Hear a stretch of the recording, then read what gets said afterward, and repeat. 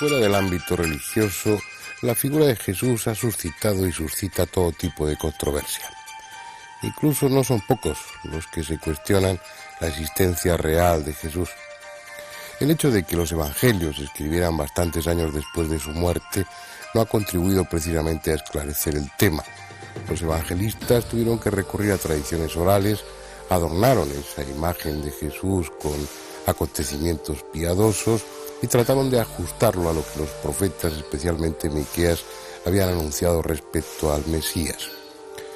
Todo eso hace que la figura de Jesús no esté perfectamente definida, que haya muchas lagunas, muchos aspectos oscuros. Sin embargo, hay un objeto, una tela, que parece refrendar punto por punto lo que los evangelios dicen respecto a su pasión y muerte. Me refiero a la conocida como sábana santa. Hoy vamos a ocuparnos de ese tema.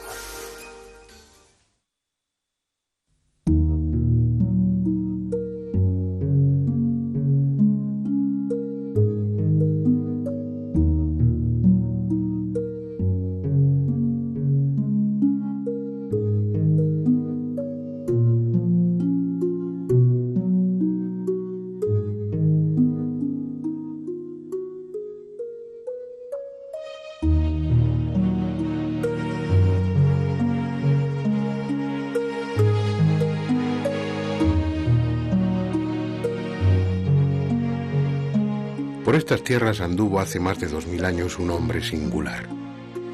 Su auténtica historia nos es desconocida, pese a lo mucho que se ha escrito sobre sus hechos y enseñanzas. Pero acaso no importe, porque aunque fue de carne y sangre, se ha convertido en arquetipo, en modelo de vida, y para los que en él creen, en esperanza de salvación.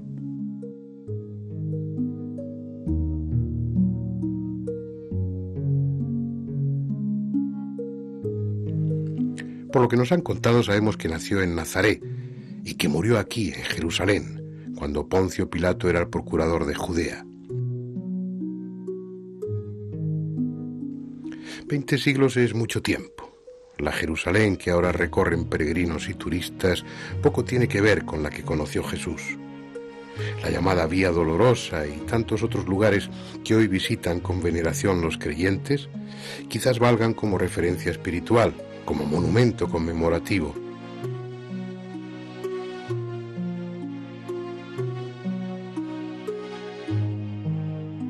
Pero la verdad, el auténtico escenario donde transcurrió la última parte de la vida de aquel hombre, está muchos metros por debajo de las calles actuales.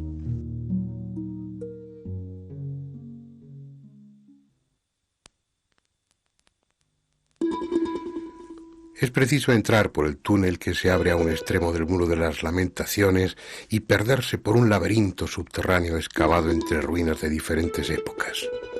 Túneles sombríos que tan pronto rodean la pared de piedra de una construcción templaria como se abren paso entre lo que fueron tiendas y almacenes.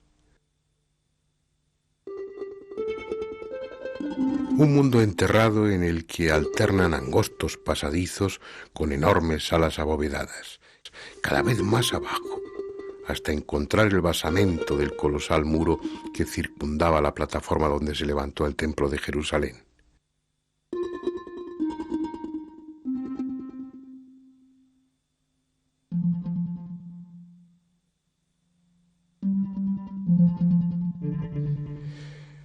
Y luego, en la parte más profunda, un trozo del pavimento original al descubierto. Algunas de las losas que, con toda seguridad, pisó Jesús en un momento u otro de su vida. Tal vez esas losas sean los únicos objetos que se conservan que estuvieron en contacto físico con él. Solo tal vez, porque en una capilla a 2800 kilómetros de aquí se venera una desconcertante tela que, según todo parece señalar, envolvió su cuerpo y ha guardado, nadie sabe cómo, cada detalle de la atroz tortura y de la ignominiosa muerte que, según la tradición, sufrió. Hoy se la conoce como la Sábana Santa. Mide 4 metros y 30 centímetros de largo por 1,10 metros de ancho.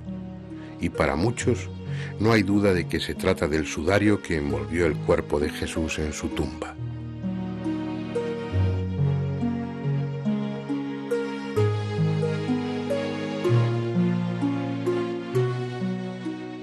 Cuando todo se hubo consumado y Jesús el Cristo estaba muerto, familiares y discípulos se hicieron cargo de su cadáver. Lo desclavaron de la cruz y con toda precaución lo descolgaron para trasladarlo a una tumba nueva que José de Arimatea había hecho excavar en la roca junto a otras tumbas. Aunque con detalles contradictorios en su narración, los evangelistas coinciden en que al tercer día la piedra que cerraba la tumba estaba corrida y el cuerpo de Jesús había desaparecido. En el interior solo quedaba la tela que había servido de sudario. Es comprensible que el lienzo fuese recogido por personas allegadas al maestro y conservado como un objeto de veneración. Sin embargo, de ser este que se conserva en Turín, lo cierto es que hasta el siglo XIV no hubo certeza de su existencia. Lo que sí hay son testimonios e indicios que permiten deducir qué camino siguió desde Jerusalén hasta su actual emplazamiento. Según algunas referencias bastante verosímiles, en el siglo VI se conservaba un sudario similar en Edesa, en la actual Turquía. De allí pasó a Constantinopla, la capital, donde algunos peregrinos la sitúan en el siglo X.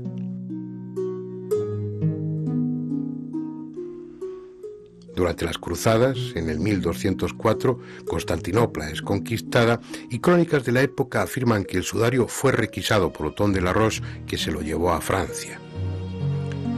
Ya con documentación bien contrastada, consta que en 1353 el lienzo era venerado en Lirey.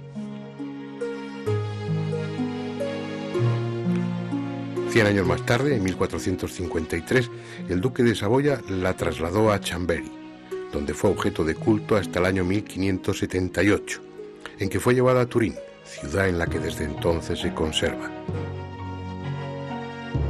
Pero hora es ya de entrar a considerar lo que este lienzo tiene de extraordinario. Para los fieles, el principal punto de interés es que en la tela aparece impresa, aunque sea de una forma un tanto indefinida, la figura de un hombre, supuestamente de Jesús, de cuerpo entero y tanto de frente como de espaldas. La razón de esa curiosa disposición de la imagen es que la larga tela recibía encima el cadáver y al mismo tiempo servía para cubrirlo, tal como se hacía entre los judíos hace 2000 años. Las manchas, si es que son tales, retratan el cuerpo de un hombre con trazas de haber sido sometido a tortura y que ha sangrado en algunos lugares.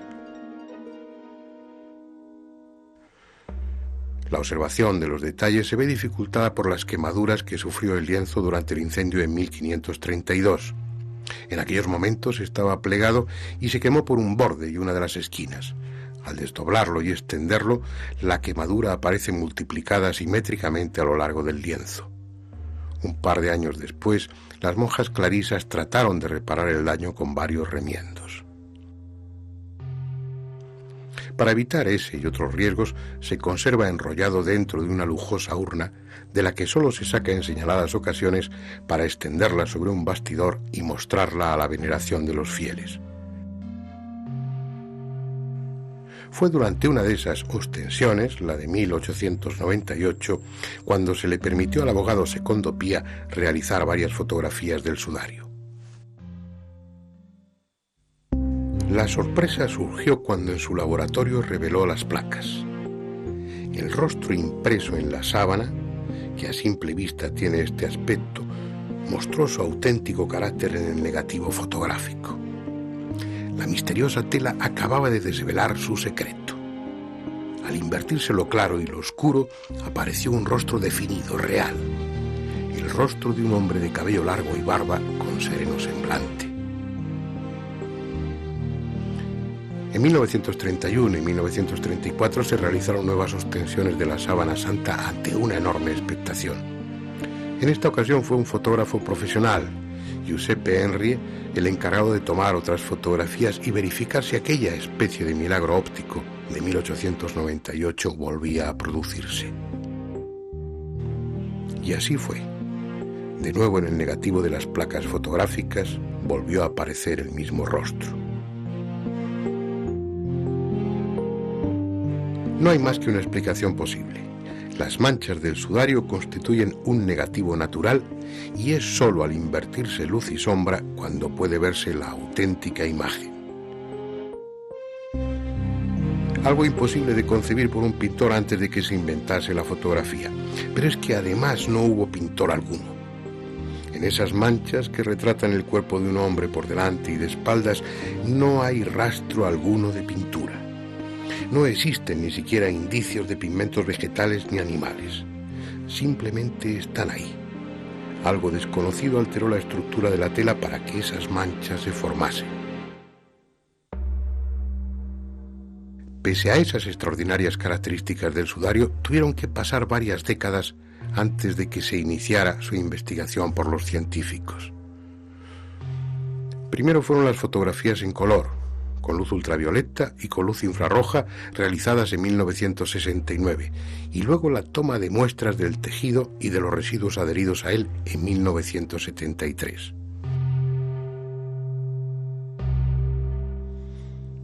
La tela resultó ser una sarga de lino de las que se tejían hace 2000 años en los telares de Palmira, a unos 300 kilómetros de Jerusalén, y que se exportaban a todos los países del entorno. Una tela, pues, procedente de esa zona geográfica y de esa época. Por su parte, las muestras de residuos tomadas de la sábana por el profesor Max Frey de la Universidad de Zúrich revelaron que en ella había granos de polen de los diferentes lugares por los que históricamente había pasado, pero también otros correspondientes a Constantinopla, lo que venía a confirmar la tradición. Y para que no quedara ninguna duda sobre su antigüedad y su origen, granos de polen procedentes de Israel. El mismo tipo de polen que se ha encontrado en los estratos sedimentarios de este lago, el de Genezaret, al que muchos llaman también Mar de Galilea. Alguien que murió hace 20 siglos en esta parte del mundo fue envuelto con ese sudario que ahora se venera en Turín. Un alguien que medía alrededor de 1,80 m y mostraba evidentes señales de haber sido torturado. Señales entre las que hay que incluir pequeñas heridas en la frente, múltiples latigazos, sobre todo en la espalda, y profundas heridas en las manos, en los pies y en un costado. Después veremos si hay más datos que permitan identificar a ese alguien.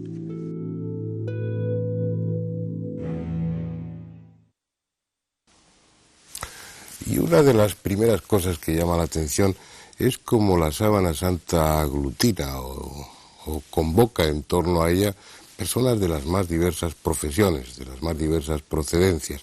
Eso lo vamos a ver aquí con nuestros invitados de esta noche. Julio Marbizón es meteorólogo, el hombre del tiempo del Canal Sur, un querido amigo desde hace muchos años, que en un momento determinado se sintió enganchado por la Sábana Santa. Hay un libro suyo, La Sábana Santa, milagrosa falsificación, entre interrogación, que lleva a pronunciar no sé cuántas conferencias sobre el tema. Él es un experto en los temas raros que aquí tratamos. Hace muchos años que nos conocemos por su vinculación con la parapsicología, con el fenómeno ovni, temas que ha estudiado siempre con rigor. ¿Qué fue lo que te enganchó a la Sábana Santa? Pues mira, me enganchó una emisión de televisión el 23 de noviembre de 1973, en que se hizo una especie de ostensión televisiva casi, no digo en toda Europa, pero sí en muchas televisiones de Europa, y a mí aquella vez pues me encontré la Sábana Santa y me enganchó completamente. A partir de ahí empecé a interesarme por la Sábana Santa. Nuestro siguiente invitado, Jorge Manuel Rodríguez Almenar, es abogado, es profesor de Derecho Civil en la Universidad de aquí de Valencia y es vicepresidente primero del Centro Español de Simnología. Entonces, un ingeniero industrial, un abogado. ¿Qué fue lo que a ti te llamó la atención para engancharte con la Sábana Santa? Pues yo tendría que decir que probablemente, y eso es curioso, fue un programa suyo. En 1978, si no recuerdo mal, sería por entonces, y la verdad es que me quedé sorprendido de que existiendo una cosa así no se conociera más. Y a partir de ahí pues fui leyendo libros y al final pues nos hemos metido en una aventura que es pues contactar con los investigadores, estudiar el tema a fondo y sobre todo intentar que se hable de él con rigor, porque a veces no siempre eso es común, ¿no? No siempre se habla con rigor.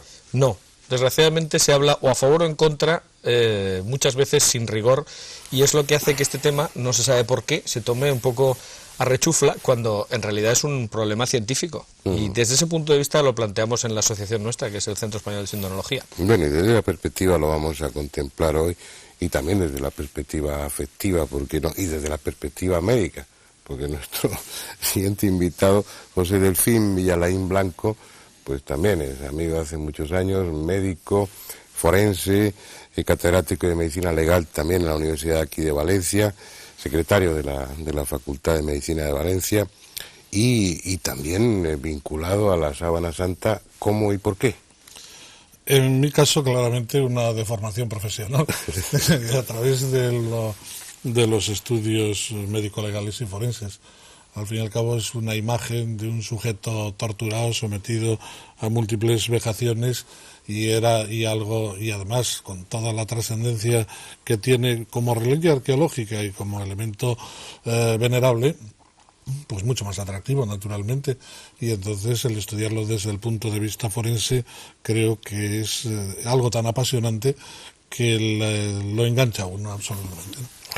Y Andrés Averasturi, yo no sé si la Sábana Santa te ha enganchado a ti, te ha llamado la atención, es uno de esos enigmas que te atraen o no. Todos los invitados a través de la televisión, pero a mí me dejó absolutamente desazonado. Estuve 5 noches sin dormir y se me aparecía la Sábana Santa por todos sitios. Me produjo una impresión brutal y me dio mucho miedo, ¿no? Al principio me dio mucho miedo. Me pareció una imagen espeluznante lo que se veía allí. Bien, vamos a entrar en el tema.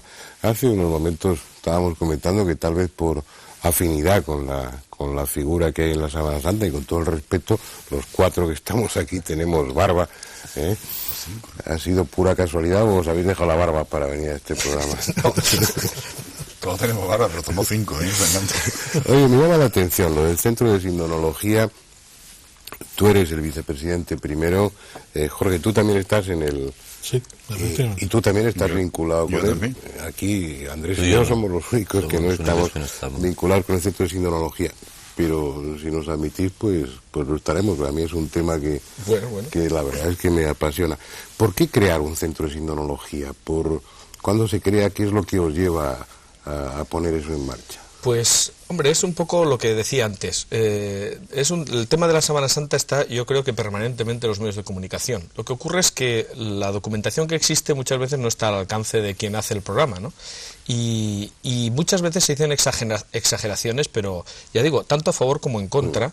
Y hay también un poco de intoxicaciones que muchas veces no son mala fe de quien escribe, sino simplemente que está repitiendo una noticia que ha leído mal, que no se ha desmentido. Entonces nuestra idea precisamente era, pues eso, poder aglutinar a tantísima gente que hay en España que tiene mucho interés y que, bueno, pues de esa manera se puede hacer que tengan acceso a los congresos especializados que haya, en su momento a la posibilidad de que haya investigaciones nuevas sobre el tema, investigar, que eso es una faceta muy importante de nuestra asociación, que tenemos un equipo de investigación que ha estado estudiando en los últimos 10 años el sudario de Oviedo, primero con absoluto sigilo y luego pues poco a poco sacando a la luz las conclusiones cuando ya son firmes, no antes de tiempo. En fin, todo eso se puede hacer cuando hay una pequeña infraestructura que es la nuestra. Tampoco somos una entidad pues muy grande, sino que tenemos varios centenares de socios, pero lo suficiente como para que efectivamente se puedan hacer ya bastantes cosas. Y el hecho de estar constituidos como un centro dedicado específicamente al tema de la Sábana Santa significa que recogéis también la información que en otros lugares del mundo se está produciendo por investigaciones de investigadores individuales o por cosas que se publican. Que esa es otra cosa que también hemos descubierto. A veces hay investigaciones a título personal de personas que no las ponen, precisamente no las exponen para que se cuestionen por otros, sino que simplemente mantienen su investigación y asumen sus propias conclusiones sin que haya un debate. Y eso es una cosa que es una lástima, ¿no? Porque a veces son ideas que son correctas, pero que lo que tiene que hacer un equipo multidisciplinar precisamente es contrastar sus opiniones, las investigaciones de cada uno con el resto de los miembros de su equipo. Eso nosotros hemos podido hacerlo y pensamos que lo que es una lástima es que no existan en otras latitudes, porque centros de sindonología hay muchos. En Estados Unidos, por ejemplo, hay 21. Pero tienen diversa índole. Algunos son de carácter religioso, otros se muestran solamente la devoción a la imagen, otros se plantean la investigación científica, pero claro, están pues eso, un poco descoordinados. Eso es lo que os iba a preguntar. Sí, las razones que mueven a interesarse en la Sábana Santa son exclusivamente religiosas o vuestra postura es al margen de la fe. Por ejemplo, Julio, yo sé que tú eres creyente, pero lo que te llevó a la Sábana Santa no fue la fe, sino la curiosidad. Pues por supuesto, yo no he mezclado la religión nunca ni la fe con la Sábana Santa, aunque posiblemente al final en mi libro sí me defino, ¿no? Pues me defino como creyente para que la gente sepa, así una forma de que la gente sepa quién eres, ¿no? Pero realmente yo no he tenido ninguna idea de investigar la Sábana Santa por la parte religiosa, sino por la parte científica. Era un misterio más.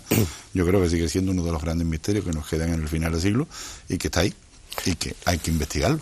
Y yo haría esa misma pregunta a Jorge y a José, si sois creyentes, si es la creencia lo que os lleva ahí a la sábana o no. Entonces, respecto a la primera pregunta, si somos creyentes, yo sí, pero mucho antes de que conociera el tema. Es decir, y de hecho pues hay grandes santos que no han conocido nada de la Sábana Santa y pues decir que no y al revés, ¿no? Es decir que hay gente que es todo lo contrario, que ni se plantea otras cosas y sin embargo pues la Sábana Santa le atrae desde ese punto de vista de un enigma que lo es y que además que es una cosa que se puede contar, medir y pesar. Es decir, que el problema es que se puede contar, medir y pesar, pero lo que se cuenta, se mide y se pesa no da un resultado coherente, ¿no? Es decir, que se sale de los parámetros habituales. Es decir, que hay una imagen... Sí, eso es lo que hace, supongo que más fascinante la Sábana Santa. Y en tu caso, José... Yo me atrevería a insistir dentro de la misma línea en algo parecido, porque evidentemente la sábana, en tanto en cuanto pudo, ¿no? Con todas las reservas, ser el sudario de Jesucristo, ayuda a conocer a Jesucristo y por lo tanto también al hombre de fe pues le ayuda a mejorar su fe y ampliarla.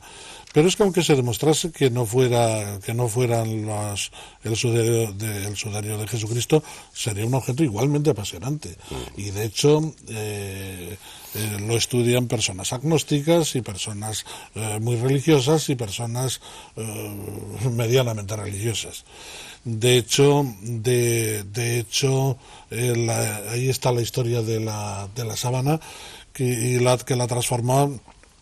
Yo me atrevería a plantearlo desde un punto de vista más estricto como el objeto arqueológico más estudiado de todos los que hay me atrevería a decir, sobre la Tierra en el momento actual. Quiere decirse que unos por religión, otros por ciencia, otros por curiosidad, todos acabamos enganchados en el tema, ¿no? Me parece que he estudiado, pero con unos resultados siempre muy contradictorios, ¿no? Pregunto. Yo no diría que esos resultados son contradictorios, porque las diferencias que se encuentran entre los autores son cuestiones muchas veces puramente de matiz que se exageran adrede en función de la ideología de cada cual, a favor o en contra.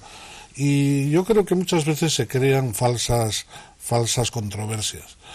En un libro reciente que se ha publicado sobre la Sábana Santa hablaba el autor de la ley de la sábana, en el sentido de que este es el único objeto, precisamente por la impactación que tiene la figura de Jesucristo, que cuando se estudia una cuestión alguien la pone en duda, lo cual obliga a estudiarla más, nuevas dudas, nuevo estudio, y así continuamos y hace que sea, como decía antes, el objeto más estudiado desde el punto de vista como antigüedad, como objeto arqueológico o como objeto sagrado. Se puede citar aquí en esta mesa y con estos tres invitados el carbono 14, o casi mejor no digo ni... No, hay que citarlo precisamente para aclararlo. Pues la verdad es que a mí se me cayó el alma a los pies cuando leí los resultados. Yo tengo que decir que a mí me creó un problema media hora. Y luego sí, lo siento, pero es así. Me creó un problema porque... Explica un poquito lo que es la prueba, porque seguramente los telespectadores tampoco están... Sí, bueno, pues es un método que se utiliza en arqueología con bastante exactitud, tal como están precisamente de avanzado el método actual. Y lo que ocurre es que se basa simplemente en la idea de que todos los seres vivos tienen carbono, lógicamente, y una pequeña parte de ese es carbono 14. Si no quieres extenderte mucho, en la segunda parte del documental yo lo explico. Muy bien, muy bien. Bueno, pues entonces simplemente se viene a determinar que si tienen más carbono 14, pues se entiende que es un objeto más reciente y si tiene menos, pues se piensa que es un objeto más antiguo. El problema es que la determinación con carbono 14 es, como digo, muy exacta, que es lo primero que he dicho, pero siempre y cuando la muestra tenga unas condiciones. Es decir, Por ejemplo, datar los manuscritos del Mar Muerto pues era muy sencillo porque estaban pues 2000 años metidos dentro de una tinaja sin que nadie lo tocara. Ahora, datar con exactitud un objeto que lleva por lo menos desde que está en Francia, desde el siglo XIV, siendo tocado por las manos de todas las personas que hubieran pasado copias, porque copias pintadas de la Sábana Santa hay y han estado frotadas sobre el original, como ponen ellas mismas. En España hay más de, por lo menos 28 que yo recuerdo ahora mismo, están pintadas y todas ellas ponen copia pasada por el original que está en Chambéry, en Turín, en fin. Pasada porque... pasada y frotada, a veces frotada. ¿Por qué frotada? Porque se impregne sí, del carácter sagrado. Exactamente. Un problema de fe, fundamentalmente. Claro. Es decir, nadie se ha planteado la Sábana Santa hasta hoy día como un problema científico hasta que ha sido posible. Hasta ahora se plantea como un problema. La prueba del carbono nos dice que es de unos de 1200. Eso es lo que iba a decir yo, y si no Julio también puede. Tiene carbono 14, la muestra analizada, equivalente a un lienzo del siglo XIII. Ahora bien, ¿por qué tiene ese carbono 14? Pues eso es lo que hay que ver. Si nosotros nos preocupamos, por ejemplo, en leer el informe científico, no la rueda de prensa que dio el cardenal de Turín, porque claro, aquí hay que distinguir. El cardenal de Turín, cuando le recibió un telegrama diciendo fecha tal, se lanzó a dar una rueda de prensa diciendo, pues es del siglo XIV, nos da igual, la fe no se basa en esto y tal, pero es que ese no era el problema. Entonces, si uno lee el informe científico que se publicó en la revista Nature, que se publicó después, y uno lee que en la propia prueba del carbono 14, cuando se habla del grado de congruencia de los resultados entre los tres laboratorios, se ve que no llega al 5%, si uno se plantea pues simplemente consultar a quienes hacen pruebas de carbono 14, encontrará, para nuestra sorpresa, la respuesta de eso quiere decir que esta muestra está tan contaminada que la datación no sirve. Pero esto lo dicen quienes hacen dataciones con carbono 14, pero esto no ha trascendido a la opinión pública, porque se han quedado con la rueda de prensa del cardenal de Turín. De todas formas, tuvo que ser un jarro de agua fría en un principio. Entonces a la media hora pues ya te quedaste sí, porque tranquilo. empecé a ver cosas que no encajaban si fuera de la Edad Media. Pero es que a mí también me llamó la atención cuando se publicó esos resultados, porque ¿cómo un resultado va a invalidar el resto de la investigación? Si de acuerdo con las características de la tela, pues parece que es era de Palmira y de la época correspondiente, si de acuerdo con lo que hizo Max Frey, el palinólogo, pues allá hay muestras de ahí, hay polen procedente de los diferentes lugares por los que ha pasado la Sábana Santa. Sí hay toda esa serie de características, aparte de las que luego iremos comentando, ¿no? de la imposibilidad de hacer artificialmente, o de hacer un retrato de esas características, como una sola prueba va a tirar por tierra todas las demás. Hay una incongruencia ahí. En la ciencia nunca hay más de 300 pruebas a favor de la Sábana Santa y una en contra, que es el carbono 14. Y yo creo que ningún científico tira 300 pruebas, grosso modo, a favor porque una diga lo contrario. Lo que hace es seguir investigando, ¿no? Julio, cuando... Pues mira, yo esperaba que saliera eso, precisamente. O sea, yo precisamente no me extrañó mucho y temía que saliera eso, o esperaba que saliera. Porque hay que saber que hasta incluso hay intentos anteriores del carbono 14, como por ejemplo el profesor Libby se le pide que lo haga. El profesor Libby, premio Nobel por haber descubierto el sistema de datación del carbono 14, se niega a hacer en la prueba del carbono 14 porque dice que no es capaz de limpiarla. O sea que si un premio Nobel, inventor del sistema, ya pone ciertas dudas y ciertos problemas para hacer una datación del carbono 14, después más. Y hay muchas más cosas que habría que discutir sobre los laboratorios, sobre los sistemas, cómo se eliminaron 4 laboratorios que tenían sistemas no destructivos y se escogieron a 3 laboratorios que tenían sistemas destructivos, que tenían además el mismo sistema de datación, con lo cual si ese sistema tiene un error, los 3 van a cometer el mismo error. Una serie de cosas que habría que ver por qué se ha cejado tanto. ¿Pero por qué, José, que tú no estás...? Sí, yo iba a añadir una cosa, que es que curiosamente el laboratorio que da 150 años más de antigüedad es el que utiliza un método de limpieza ligeramente más fuerte que los demás, lo cual parece indicar que efectivamente por ahí pueden ir los tiros, ¿no? Que además lo que se había dicho que podía ocurrir. Lo que le iba a plantear, José, que lo puedo plantear a cualquiera de vosotros, es que un objeto de esas características mueve intereses de muy variada índole. Y hay mucha gente empeñada en que eso no tenga ese carácter milagroso o fuera de lo normal o fuera de lo natural, ¿no?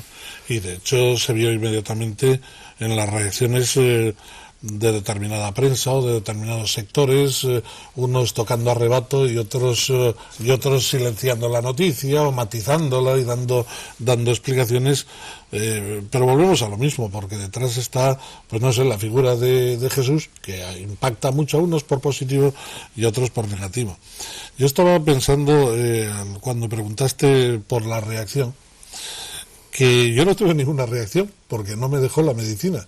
Recuerdo que estaba por la calle, entré en un bar cuando dieron la noticia y allí salía el cardenal, la noticia y tal, y estaba escuchando la televisión y de repente una señora que estaba al lado se desmayó, se desvaneció como consecuencia de la noticia, tuve que atenderla médicamente y entonces eso hizo que reflexionara el día siguiente sobre lo que había oído y a mí no me impactó en absoluto porque no me dejó la medicina, ¿no? No, pero fíjate, es verdad, y además esto es un ejemplo, es decir, que tantos intereses hay en silenciar o en decir esto es falso como seguramente hay en decir que es cierto.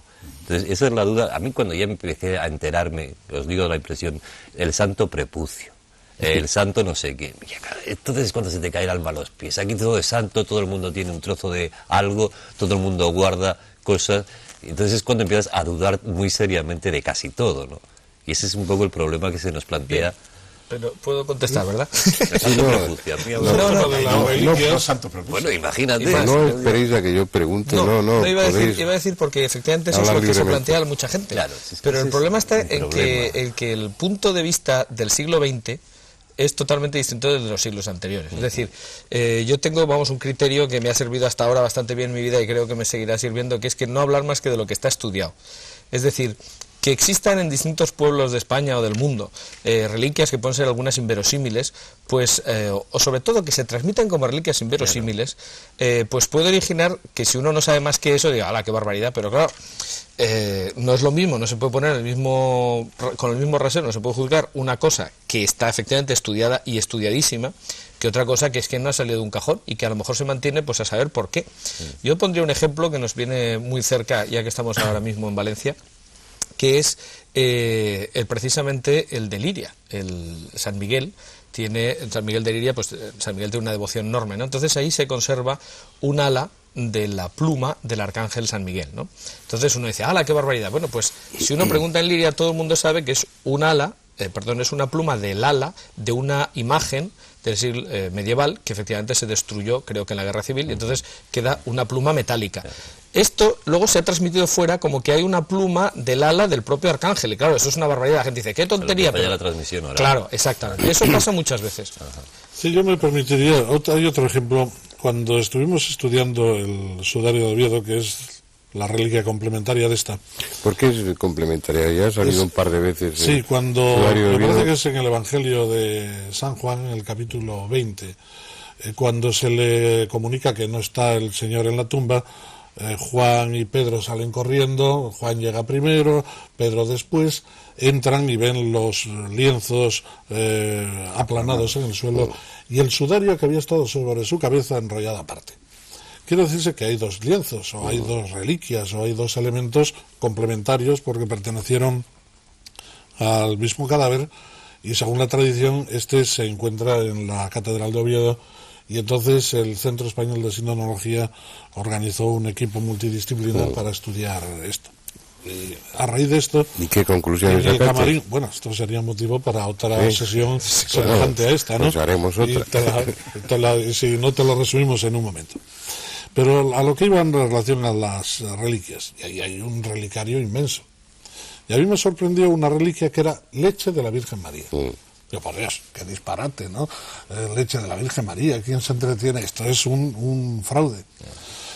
Pues no es un fraude, porque en la ampolla correspondiente hay un polvillo blanco. Cuando estuve, bueno, yo pensé que era un fraude, cuando estuve en Palestina resulta que hay una cueva donde la Virgen, según la tradición, daba de mamar al niño, es una cueva caliza blanca. Y los peregrinos lo que hacían era raspar la pared, coger polvillo de aquello y traerlo como reliquia de la cueva de la leche de la Virgen María. Claro, en la tradición oral y en la deformación lingüística, eso acabó siendo leche directa de la Virgen María, ¿no?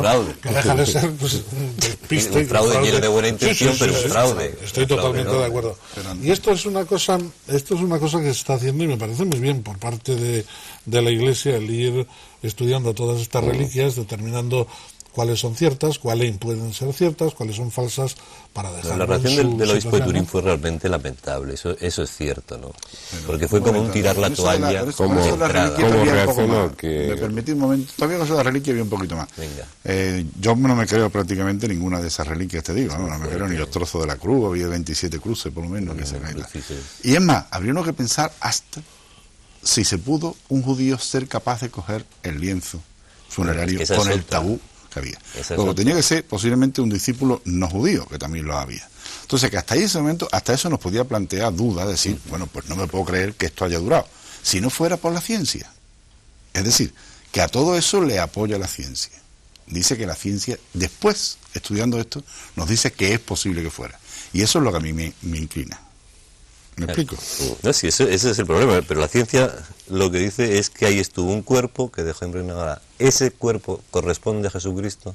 Los puntos que hay sobre ese cuerpo, sobre ese lienzo, las cosas que hay, los pólenes, imágenes de algunas hojas de unas plantas, de algunas flores que han quedado de Jerusalén, que son autóctonas de Jerusalén de aquella época, todo eso aparece ahí. Luego entonces tiene una serie de datos ahí que están... Quitando el tema del carbono 14 que lo habéis explicado, es de esa época. Antes de que sigáis, explícame la reacción del obispo de Turín. El obispo dijo pues lo típico, dice que les daba igual, que esto es una cuestión de fe, entonces marginó el informe de esto, no lo valoró o lo valoró excesivamente al no valorarlo. Y entonces nos dejó a todos con dos palmos de nariz. Dice, me da igual que sea verdad o mentira, me da igual lo que diga el carbono 14, yo me creo, yo sigo creyendo, yo sigo en lo mío. Es una postura muy típica muchas veces de la Iglesia, ¿no? Y por eso también Luigi Gonella dice detrás, el asesor científico del cardenal dice detrás, posiblemente este informe nos data en el lienzo, pero no es capaz de explicarnos la formación de la imagen. Claro, es que esa es otra historia. Eso es, además es que curiosamente el comunicado oficial del arzobispado de Turín, que yo no vi reflejado más que en La Vanguardia, la verdad es que tengo que decir que en toda la prensa española no lo vi copiado en ningún sitio, y solamente La Vanguardia lo daba completo, decía entre otras cosas eso, es decir, que la imagen, la formación de la imagen es un problema sin explicación. Lo que ocurre es que yo creo que lo que fue peor fue precisamente la intervención en la rueda de prensa del cardenal de Turín, porque llegó a decir, se le calentó la boca y llegó a decir, porque nos da igual absolutamente que sea o que no sea, tal y cual. Entonces, claro, bueno, sí, pero, en fin, es que como uno hace una encuesta, es como si uno hiciera una encuesta y no pusiera la ficha técnica. Es decir, tú puedes salir a la calle y preguntar a 10 personas, todas están a favor, todas están en contra. Un error de comunicación, de la ciencia y la comunicación. El problema que planteas es que es un problema, yo entiendo, insoluble. Y yo creo que jamás se podrá probar que el lienzo de este que estamos estudiando fue el que envolvió necesaria y exclusivamente el cuerpo de Jesucristo. Porque para esto habría que entrar en un proceso de identificación jurídico-policial. Entonces habría que encontrar la huella dactilar conocida de Jesucristo que se compare con la huella dactilar que existe en la sábana. Y esto, pues tampoco, porque encontramos el ADN de la sábana, bien, se tiene un espectro de ADN, ¿y qué? ¿Con qué lo comparamos? Claro, por lo tanto, no tenemos el ADN de Jesucristo ni ninguna reliquia cierta. Porque hay lo que es la imagen en sí, no se sabe cómo está formada, pero sí hay manchas de sangre y de cómo suero. Está formada sí que se sabe, ¿no? Pero luego y hay manchas de sangre y de suero. Las de sangre y suero, ¿qué reflejan? Y lo que reflejan pues es el tormento y las lesiones. Pero es una que sangre se normal, es una sangre convencional. Que coincide con todo lo que los evangelios relatan. Pero esto demuestra que es de Jesucristo. Hombre, pues el relato evangélico es muy peculiar porque es una manera de tortura muy atípica, ¿eh? Claro. Y que coincida todo esto pues hace que casi lo señale con el dedo. Pero falta ese casi, y volvemos a lo mismo. ¿Podremos demostrarlo 100%? No. Podremos acercarnos mucho. Tú señalabas, hay 300 datos a favor y 1 en contra. Quiere decir que muy posiblemente lo sea, pero llegar a la afirmación rotunda y con absoluta seguridad es imposible, porque en el momento actual no hay ninguna reliquia cierta de no hay nada que se pueda comparar con... Claro. Entonces... Tomando también, por ejemplo, la referencia que decíamos, en el sudario de Oviedo hay sangre, sí, es sangre humana, sí, sangre del grupo AB, sí, como la de Turín, con manchas semejantes, comparables, superponibles, que son calco una de otra. Pues sí, pero ¿eso demuestra que pertenece a Jesucristo? No, pertenece a que estuvo sobre el mismo cuerpo. Y punto. Ya, bueno, lo que pasa es que es unir sumando y, bueno, al final 2 y 2 tienen que ser 4. Claro. Si va reuniendo, bueno, no, a lo mejor no la de Jesús, pero resulta que corresponde a hace unos 2000 años.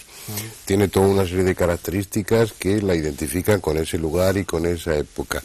Y luego tú como forense, porque imagino que habrás estudiado a fondo esos aspectos de la sábana, es que se ajusta punto por punto a la descripción que... Yo me atrevería a añadir otra cosa, sí.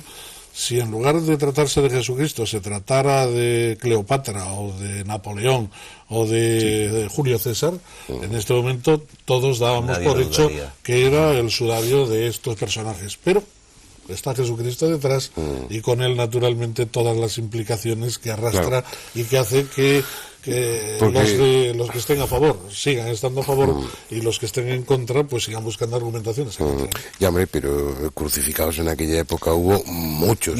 Pero que fueran coronados de espina, que recibieran pues todo ese trato que según los evangelistas recibió Jesús, es ir sumando y es como hacer con una huella dactilar, vas reuniendo elementos hasta que... Eso se ha calculado estadísticamente. Quiero decir que no es una prueba científica absoluta, porque precisamente falta otro referente que pudiera darse. Pero lo que sí que se ha hecho, y además es que lo hizo Bruno Barberis, que es el presidente del Centro Internacional de Sindología de Turín, que es matemático, es hacer un cálculo de probabilidades diciendo, vamos a ver, hay una serie de características que salen aquí, ¿en qué posibilidad hay de que se dieran en otro crucificado? Porque efectivamente hubo pues miles de crucificados. Además, al final de la época, de los romanos empiezan a crucificar gente en Jerusalén y bueno, se quedan solos, ¿no? Pero ¿cuántos de ellos tuvieron un tormento exactamente igual? Empezando porque está enterrado. O sea, es que un crucificado no se enterraba, y menos en una sábana como con esas características, ¿no? Pero empezando por ahí, pues todo, es decir, coronado de espinas, pues entonces calculando, por ejemplo, de cuántos fueron enterrados. Esto ya digo que por eso no es científico puramente, porque es un cálculo, pues uno de cada 2. ¿Cuántos de estos serían coronados de espina? Uno de cada 10. Hace falta más fe para no creer que para creer, según las pruebas. Pero ¿por qué solo nos queda eso de la vida de Jesús? Eso es lo que a mí me sorprende. ¿Por qué no queda la túnica que se repartieron según las Ahí sí que radicalmente discrepo. A ver. Porque quedan muchas reliquias. Por ejemplo, estamos hablando del sudario de Oviedo, y hay otra que se está empezando a analizar. Ahí están las túnicas los ropajes que según la tradición llevó Jesucristo. Ahí está la túnica de Lirey, la de Argentel, que hay que estudiar también.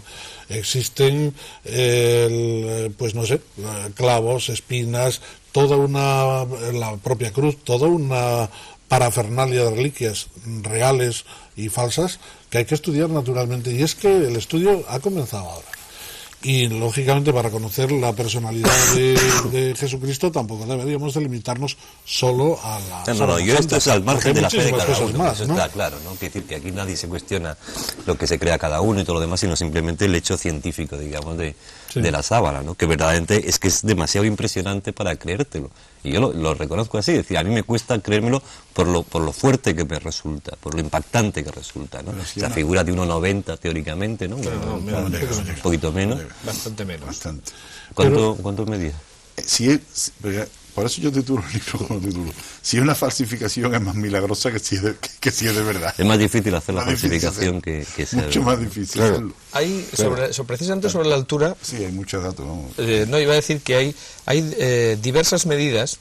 Esto es una cosa que a veces, como no hay tiempo de explicarlo muchas veces, la gente dice, pues no es posible que tenga esa altura y tal, o la parte de detrás es más corta, o sea, la impronta de la huella de la parte posterior del cuerpo es más corta que la de delante y tal. Hay que tener en cuenta que precisamente lo que no es una figura colgada y con una tela extendida, como se muestra. Es decir, que en realidad es un cuerpo que está con forma de 4. Lógicamente hay una serie de deformaciones que tiene la proyección de la imagen sobre un plano, que cuando tú estiras la tela, pues evidentemente crece. Entonces se producen deformaciones. O sea, hay cosas tan curiosas como que gente diga, pues es que es falso porque tiene los brazos muy largos. Oiga, colóquese usted en la posición en que está el cuerpo, ve usted que los brazos llegan donde tienen que llegar. O sea, cosas así que son increíbles, pues a veces se dicen, se hacen descalificaciones sin ningún tipo de rigor. Sobre la medida entonces, bueno, pues no se sabe con absoluta exactitud. Esto es una de las cosas que yo propondría que se estudiara en serio, ¿no? Porque ha habido varios estudios, pero no son coincidentes, sí. Si a ustedes les parece bien y a nuestros invitados también, vamos a ver la segunda parte del documental. Nuestra búsqueda de lo más lejano está contribuyendo, paradójicamente, a un mejor conocimiento de lo cercano. La tecnología desarrollada para la exploración del espacio encuentra después multitud de aplicaciones en nuestra vida diaria. Algunas de ellas en el campo de la paleontología, de la arqueología y de todo cuanto tiene que ver con el pasado. También la Sábana Santa se ha visto beneficiada de esos avances técnicos. El mismo sistema que se utilizó para estudiar las imágenes que llegaron de Marte durante el proyecto Vikingo se aplicó con fotografías del sudario. Un analizador de imagen VP8 permitió a dos jóvenes investigadores de la Academia de las Fuerzas Aéreas de Colorado Springs, Eric Jumper y John Jackson, con la colaboración de otros colegas, demostrar que las manchas que aparecen en la tela no se produjeron por contacto, sino en función de la distancia del tejido a las distintas partes del cuerpo que tenía debajo. Es decir, el carácter de esas manchas, que en realidad no son tales, sino una especie de chamuscamiento, es tridimensional. Algo que no solo abre una incógnita aún más desconcertante sobre la causa que produjo esos cambios de coloración en la tela, sino que además ha permitido reconstruir a través de ordenadores la imagen corpórea, en relieve, del cadáver que estuvo envuelto por el sudario. Hace 2000 años hubo un hombre que, según la tradición recogida por los evangelistas, fue preso, sometido a todo tipo de vejaciones, golpeado, azotado, coronado de espinas y luego clavado en una cruz. Esa tela, la síndone, más conocida como la Sábana Santa, conserva en sus extrañas manchas las huellas de todas y cada una de las agresiones que esa tradición describe. Fue azotado, y en el lienzo han quedado recogidas las señales de numerosos latigazos. En la espalda pueden contarse más de 100. Tienen una forma peculiar, la que corresponde a los flagellum romanos de la época, terminados en 2 bolitas de plomo o de otro metal, con lo que también encajan a la perfección en la fecha en que los hechos se sitúan. Fue coronado de espinas, y en la tela han quedado las señales dejadas por numerosos regueros de sangre en la frente y sobre todo en la nuca, correspondientes a múltiples pequeñas perforaciones en la piel y cuero cabelludo. Y fue crucificado.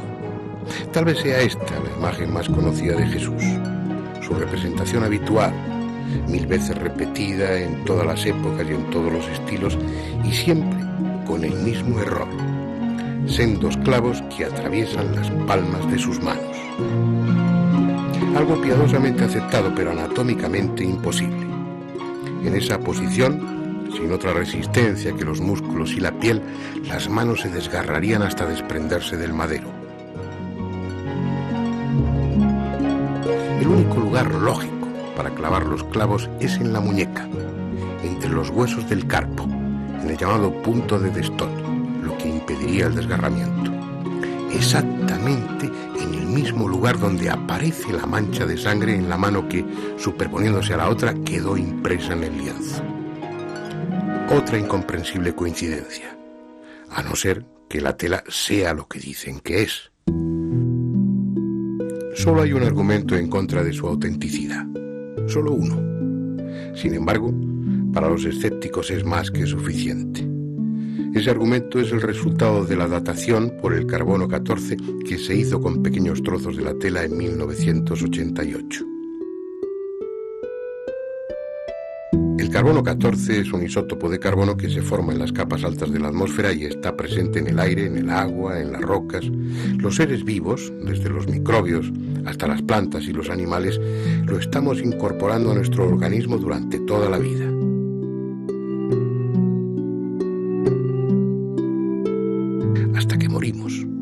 o en el caso de las plantas, hasta que son cortadas o arrancadas. A partir de ese momento, el carbono 14 que el ser vivo había incorporado se va desintegrando para transformarse en carbono normal, en carbono 12. Como lo hace de una forma constante y progresiva, midiendo la cantidad de carbono 14 que contiene un resto orgánico, sea un hueso, un trozo de madera o una fibra vegetal, podemos saber cuánto tiempo ha transcurrido desde que dejó de estar vivo, desde que murió. Pues bien, la datación por el método del carbono 14 de las muestras cortadas de la Síndone en 1988, realizadas por 3 laboratorios diferentes bajo la coordinación del profesor Michael Titt en el Centro de la Fotografía, ante la fachada del Museo Británico, arrojó el sorprendente resultado de que tales muestras analizadas pertenecen al siglo XIV. En otras palabras, de acuerdo a su contenido de carbono 14, la llamada sábana santa tiene poco más de 600 años de antigüedad. La cuestión es que esa prueba, por muy científica que sea y por muy tranquilos que deje a los escépticos, no invalida al resto de pruebas igualmente científicas, igualmente rigurosas, que avalan el carácter extraordinario del lienzo. Es posible que alguien, en el siglo XIV, mandase tejer una sarga de lino al modo que se hacía en Palmira 1400 años antes. Es posible que convenciera a un hombre para que se prestase a ser azotado con látigos de la época romana, a que fuese coronado de espinas, clavado en las manos y en los pies, y que de propina recibiese un lanzazo en el costado. Señales todas que sin discusión posible recoge la sábana santa de Turín. Es posible también que 500 años antes de que se inventase la fotografía, encargase a un pintor que pintase un negativo fotográfico y que además lo hiciese sin pintura ni pinceles. Es posible, asimismo, que adelantándose a los conocimientos médicos de su siglo, distribuyese sangre arterial y venosa en la forma correcta en la tela. Es posible, porque la llamada sábana santa demuestra incuestionablemente que tales cosas sucedieron, hace 2000 años o hace 600. Si fue hace 2000 años, todo encaja con la pasión y muerte de un hombre llamado Jesús. Si fue hace 600 años, es que existió otro personaje igualmente singular, del que no tenemos noticia, otro hombre que sufrió idéntica tortura y muerte, y que una vez amortajado con ese sudario, emitió una energía, una radiación tan intensa y súbita, que chamuscó las fibras superficiales de la tela respetando el resto. Y es que tal vez sea esa la clave que haga coherente la datación del carbono 14 con el resto de las pruebas.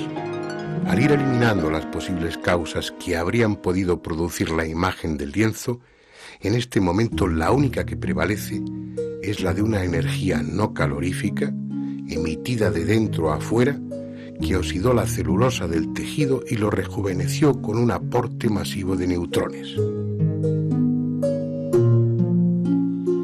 Las características de la imagen señalan que esa radiación procedió del cuerpo que estaba envuelto, que fue instantánea y que, para los más audaces de los investigadores, se produjo coincidiendo con la desaparición, desmaterialización o llámese como se quiera, de ese cuerpo. Nuestros conocimientos avanzan, nuestras técnicas se perfeccionan. Hasta ahora han permitido comprobar el carácter extraordinario del sudario. Dentro de unos años, probablemente nos permitan saber qué fue exactamente lo que sucedió con el cadáver que envolvía.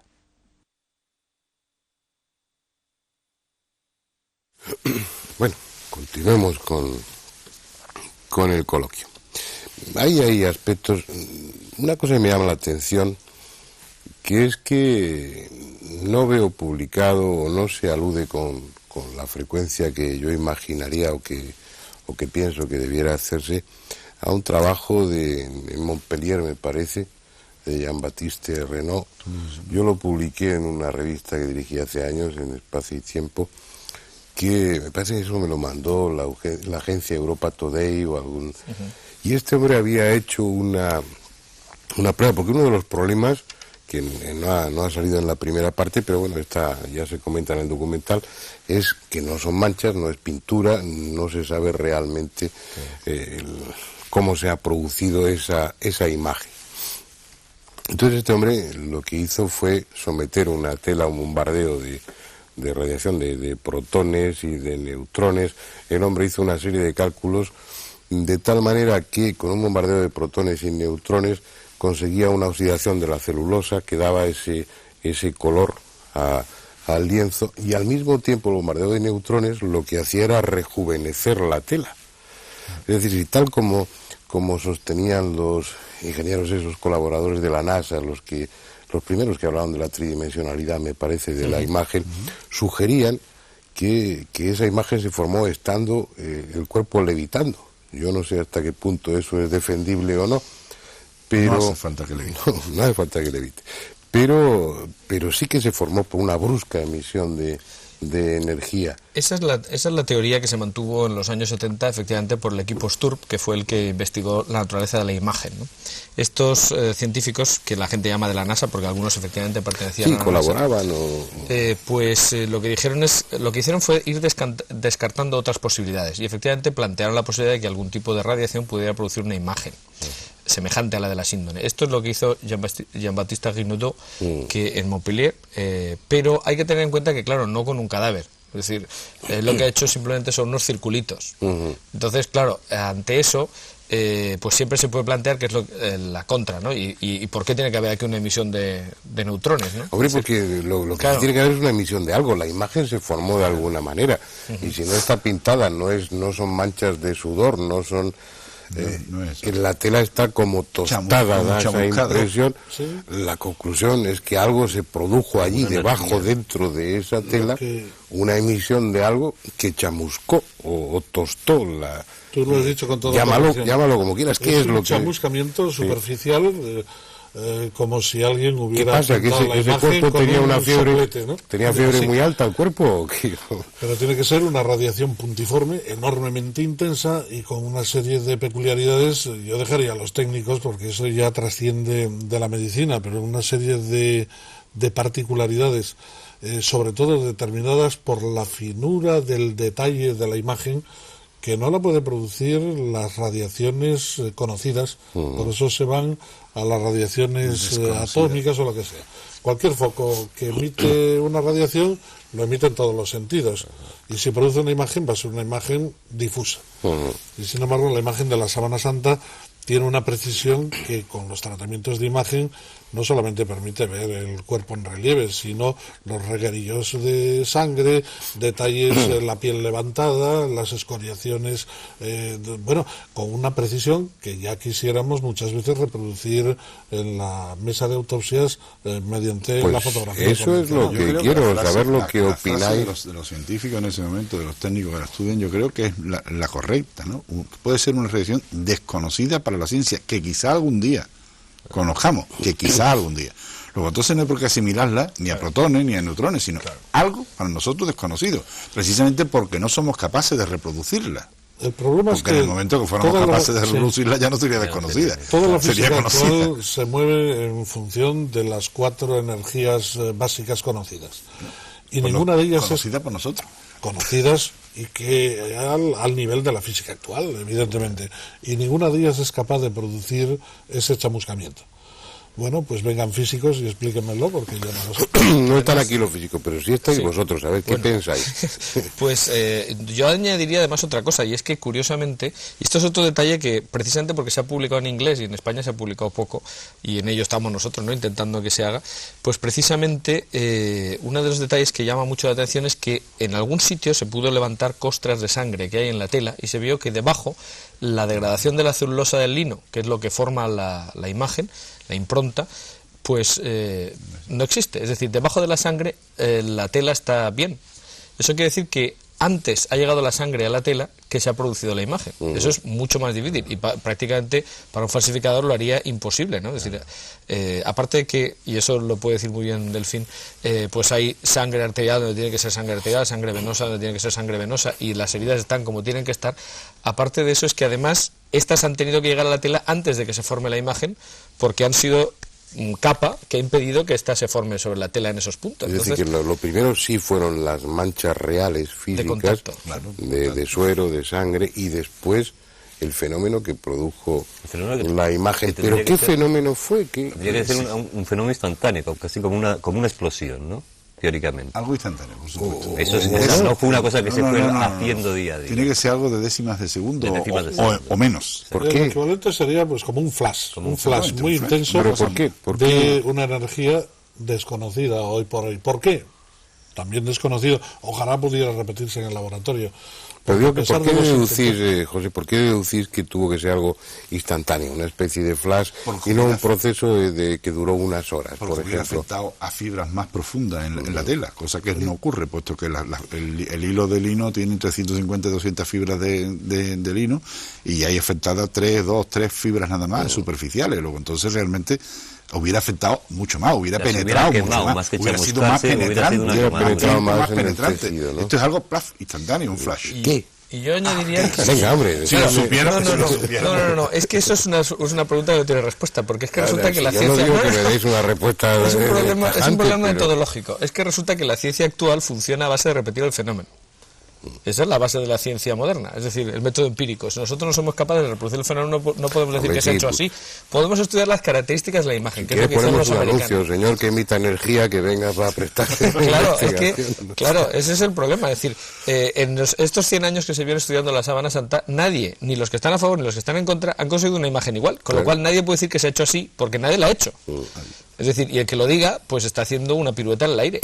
Ya, hombre, lo que pasa, Jorge, lo que podamos opinar, Sí Andrés, se puede decir. Andrés y yo, que tenemos un conocimiento superficial del tema, pues no es relevante, pero vosotros tres, que lleváis años y muchos, ¿tendréis alguna opinión? Hablo de opiniones, impresiones, sensaciones, llamarlo como queráis. Quizá la frase también sea de investigadores, ¿no? Stevenson y Haven en su libro lo dicen.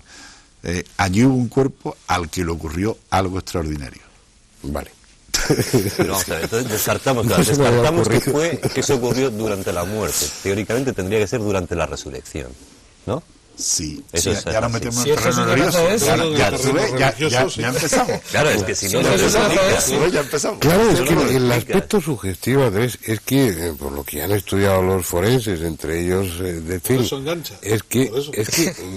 retrata fielmente lo que se describe sobre la pasión y muerte de Jesús, pero si en esos evangelios se dice cuando llegaron no estaba el cuerpo, los lienzos estaban vacíos, entonces también sería lógico deducir que lo que produjo esa imagen pues fue lo que precedió, acompañó a la desmaterialización de ese cuerpo. Hay otra O al investigación, robo, si alguien se lo llevó. hay otra investigación complementaria. No puede haber robo. No puede. Desmaterialización. No, que, pues eso, ¿qué ese ¿Qué es le el vamos a problema. hacer? Si esa es la palabra, ¿qué le vamos a hacer? Una El cosa tema que es el no- siguiente.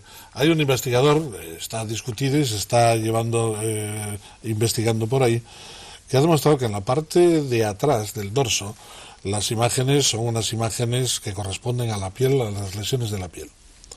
Pero en las imágenes delanteras, no solamente se ve la imagen de la piel, sino que se ven algunos de los huesos de la mano y del cráneo. Y entonces ahora viene la interpretación, por ejemplo, de Jackson, del Sturp. Yo estoy transmitiendo algo en lo que no puedo ni opinar a favor ni en contra.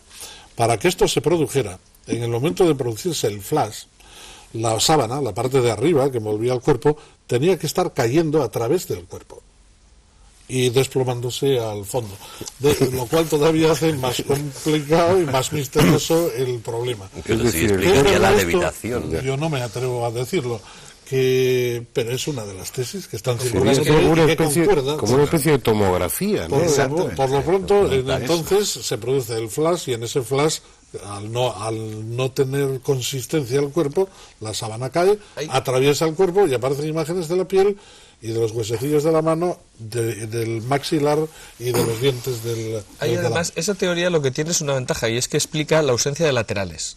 decir, llama mucho la atención, y a veces he dicho como argumento en contra que es lo que pasa siempre, ¿no? Es decir, pues esto no encaja, entonces empiezo a estudiar más. Curiosamente, efectivamente, solo aparece la parte anterior y la parte posterior del cuerpo. Sin embargo, las manchas de sangre no son solo las de la parte anterior y posterior. O sea, si uno, ahora sería muy bueno poder tener aquí una imagen y poderla señalar, pero si uno se fija, en uno de los brazos hay un relieve que sale hacia afuera, en la huella, ¿no? En la impronta. Si envolvemos la tela, para que esa sangre salga así, corresponde justo a este punto, que es el donde se coagula parcialmente la sangre que corre por el brazo estando clavado hacia arriba, ¿no?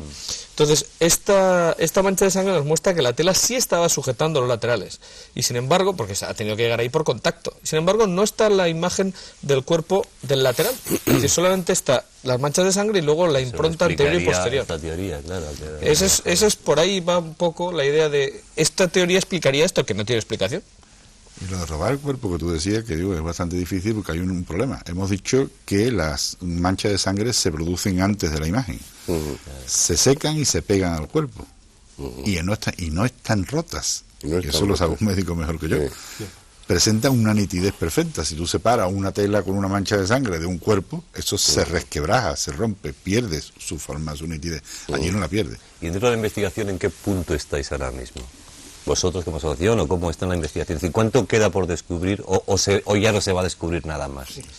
No sabemos, porque quiero decir, nosotros como investigadores, o sea, la parte investigadora del centro, evidentemente se ha dedicado a estudiar el sudario de Oviedo, que es la reliquia que hemos tenido a mano. De la sábana santa directamente no se ha estudiado nada desde 1978, que fue la investigación de los norteamericanos. Entonces, se ha dicho por parte de la Santa Sede, que es ahora, entonces no era en el año 78, pero ahora sí es la propietaria, que en el año 2000 puede que haya nuevas investigaciones. Quieren que se haga con un cierto rigor. Nosotros estaríamos encantados de que así fuera, ¿no? Porque a veces, ya digo que en estos últimos 20 años hay opiniones, pero que no están contrastadas porque no se han visto la tela directamente, ¿no? Entonces, algunas de estas teorías quizás se pueda avanzar en su naturaleza o en su explicación, o se puedan confirmar o descartar viendo pues esos mismos efectos sobre la tela, ¿no? Es posible pero después que... de la prueba del carbono 14, ¿tú crees que las autoridades de Turín, sobre Sí. todo, van a dar Bueno, su permiso? hay un compromiso público de que sí, ya veremos. Sería fascinante, realmente, Claro. estudiarlo.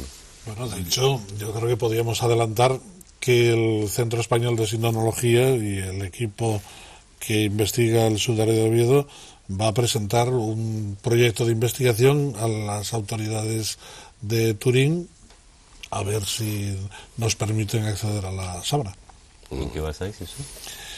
Uy, O sea, ¿qué tipo de investigación? Un programa muy complejo que va a dirigir el propio Jackson, el del STURP, y en el que habrá que volver a revisar todas estas cuestiones, tomar muestras y analizar los fenómenos, la imagen. Bueno, hay un campo inmenso todavía por realizar, ¿no? Sí. Pero ya veremos. Pero... Es decir, eso no depende de nosotros, ¿no? En principio yo soy optimista, porque antes en el interín, lo comentaba con Averasturi, la Iglesia muestra unos criterios muy abiertos al respecto, ¿no?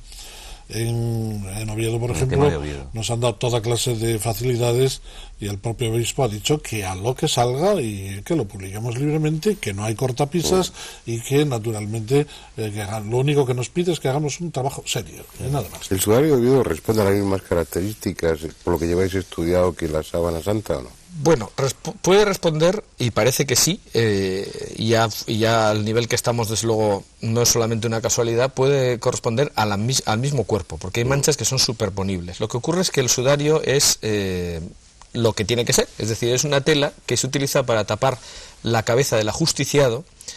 Inicialmente, etimológicamente, sudarión, que es la palabra que utiliza el evangelista, es paño para el sudor, por tanto de ahí viene, sería como un pañuelo grande, pero se utilizaba también para cubrir la cabeza de los ajusticiados cuando estaba deformada, cosa que vemos todos los días que ocurre, es decir, cuando hay alguien fusilado, muerto, siempre se le pone una tela en la cara. Pues eso justo es la función del sudario.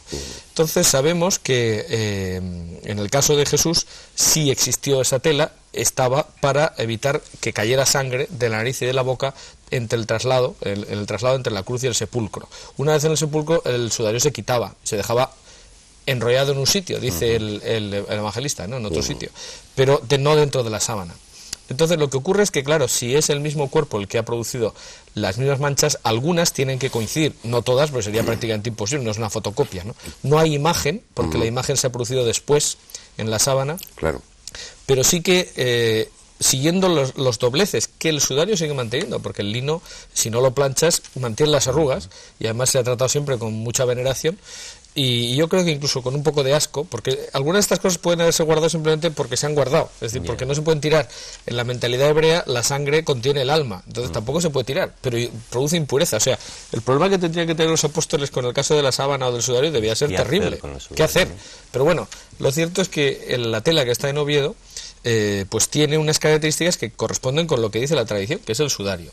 Y algunas manchas son plenamente coincidentes, no pensábamos que estuvieran todas ni mucho menos, pero algunas, por ejemplo, las de la zona de la nuca, que son, esto lo puede decir Delfín muy bien, que lo ha estudiado directamente, pues son absolutamente coincidentes, o sea, algo así como -2, todas las demás son exactamente del mismo tipo de sangre, la misma posición, el mismo tamaño, etcétera, etcétera. ¿Y la tela también tiene las mismas características o no? No, es una tela de lino, pero Más ligera.